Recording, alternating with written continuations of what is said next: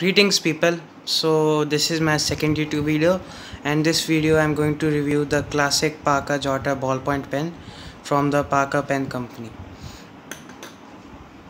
This is a pretty ubiquitous ballpoint pen, and you would find and it is a great chance that you would even have one. So let's cut to the chase and get into the specifics of this pen and why I love this pen so much. So first on we get into the durability of this pen. This is a pretty sturdy pen and I have been using it for 2 years, which kind of justifies the durability aspect of this pen. The body is made up of brushed aluminium, and which makes it pretty much unbreakable, and but it does not protect it from scratches and all that stuff.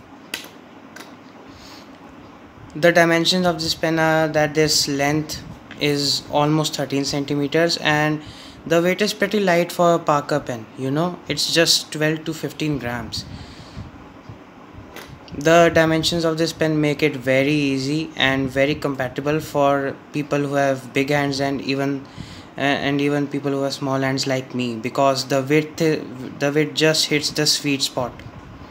It is neither too thin nor too stubby, and the weight also adds to it. So well, that's that, and now we'll continue on to the maintenance required for this pen.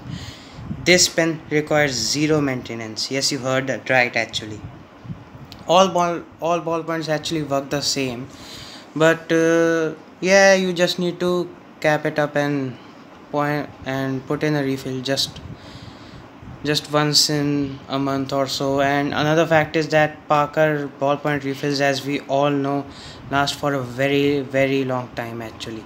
I make notes almost every day, and biology and stuff actually, so it lasts even that. And even writing so many notes a day does not make it doesn't really do anything, doesn't really empty the refill. So now we'll talk about why it makes for a perfect EDC. Actually, you will notice that my voice is a bit wavering and I'm struggling for words because this is my second rodeo, man. Please bear with me. Anyway,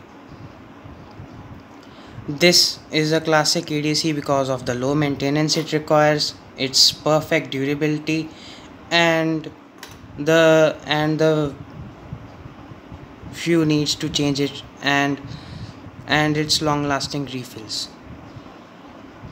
You can throw it around and walk as if nothing happened. And it is also inexpensive, so there's no harm if you lose one. You can always buy one again. So I'll tell you about how I got into pens, and the story is directly linked to this lovely pen we have right here. This was given to me as a birthday gift by my friend 2 years back, and actually I was prepossessed by the enigmatic click of this pen and the way it felt in my hand. The refills are also inexpensive, which kind of provides an advantage to it too. And from that point on, I never looked back and started collecting pens as hell. All my pocket money went into pens. Anyways, that's enough about me babbling about myself. Tell me about how you got into pens in the comments below.